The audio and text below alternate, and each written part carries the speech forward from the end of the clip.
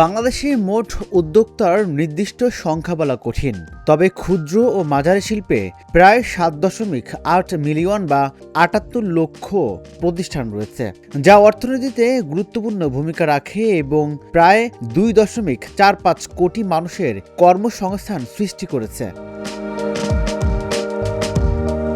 বাংলাদেশে একজন উদ্যোক্তা হয়ে টিকে থাকা এবং সফল হওয়া সত্যিই একটি সাহসের কাজ।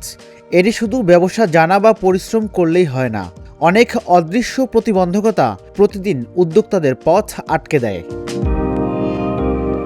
শত বাধা আসলেও বাংলাদেশের ভবিষ্যৎ উদ্যোক্তাদের হাতেই। তাদের রক্ষা করা, উৎসাহ দেওয়া এবং সহযোগিতা করা সবার দায়িত্ব বলে মনে করেন তরুণ উদ্যোক্তা মাসুদ আলম। উদ্যোক্তাদের এদেশে ওই মূল্যায়নটা হয় না। যদি এদেশের মিডিয়া বলেন, যারা বড় উদ্যোক্তা হয়েছে, যারা সফল ব্যবসায়ী, যারা জীবনে সফলতা পেয়েছে, তারা যদি আমাদের মতো ছোট উদ্যোক্তাদের মূল্যায়ন করত, তাহলে আমরা অনেক দূর যেতে পারতাম। যেমন আমি যদি আমার কথাই বলি, আমি তো একদম গ্রাম থেকে আসা একটা ছেলে। যতটাই যাই করেছি শুকরিয়া আল্লাহর কাছে, এবং খুব কষ্ট করে পরিশ্রম করে, এবং এই পর্যন্ত আসতে গিয়ে যেন কত বাধার সম্মুখীন হতে হয়েছে সেটা আমি জানি আর আল্লাহ জানে। মানে কতটা কষ্ট করতে হয়েছে, এখানে অনেক বাধা। এতে এখনও আপনারা দেখতে পাচ্ছেন যে কত নিউজ হচ্ছে।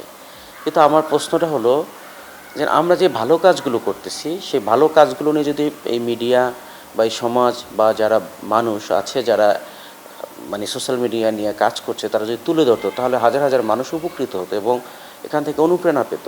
সঠিক নীতি, নিরাপদ পরিবেশ ও সহযোগিতাপূর্ণ মনোভাব থাকলে বাংলাদেশের উদ্যোক্তারা বিশ্ব জয় করবে বলেও মন্তব্য এই তরুণ উদ্যোক্তার। আমরা সরকারি প্রশিক্ষণ করাচ্ছি, আপনারা ব্রাঞ্চে যেয়ে দেখেন। চেষ্টা করি মানসম্মত প্রশিক্ষণ দেওয়ার জন্য, চেষ্টা করি ভালো খাবার দেওয়ার জন্য, চেষ্টা করি তাদের যাতে কোনো জায়গায় সমস্যা সৃষ্টি না সেগুলোর জন্য। কিন্তু দেখেন সেগুলো নিয়ে কোনো আলোচনা নাই। আমরা প্রথমে যে সময় প্রশিক্ষণ করেছি, আজ থেকে 3-4 বছর আগে, তাদেরকে এখনও আমরা মনিটরিংয়ে রাখছি, এখনও তাদেরকে মেন্টরিং ক্লাস করাচ্ছি আমাদের ঢাকা থেকে ইনহাউস টিচার দ্বারা, যাতে সবার এখান থেকে যারা তারা অর্থ অর্জন করতে পারে, তারা যাদের বেকারত্ব দূর হয় এবং তারা ঘরে বসে আর্ন করতে পারে। আমরা এইভাবে চেষ্টা করতেছি প্রত্যেকটা মানুষের জন্য।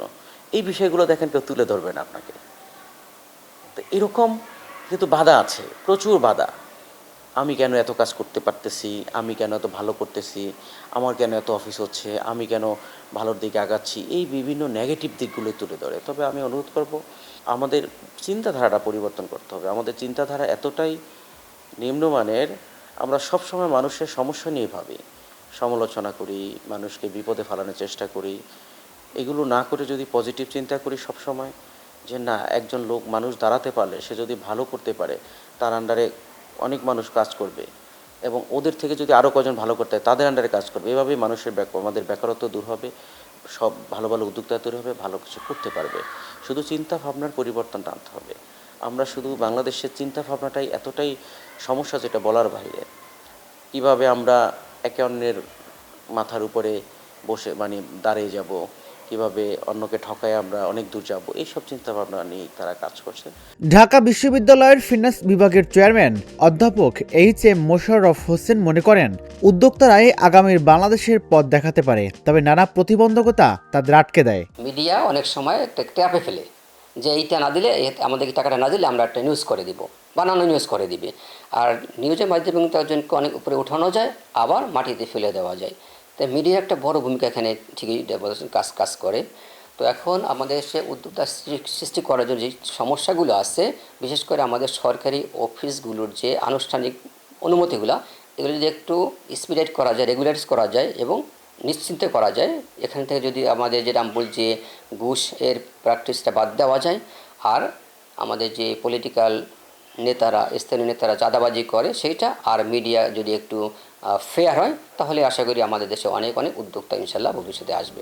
নতুন বাজার তৈরি, কর্মসংস্থান সৃষ্টি এবং ডিজিটাল অগ্রযাত্রাকে এগিয়ে নিতে উদ্যোক্তাদের যত্ন নেওয়ার বিকল্প নেই। রাজিবুল ইসলাম, ঢাকা জার্নাল, ঢাকা।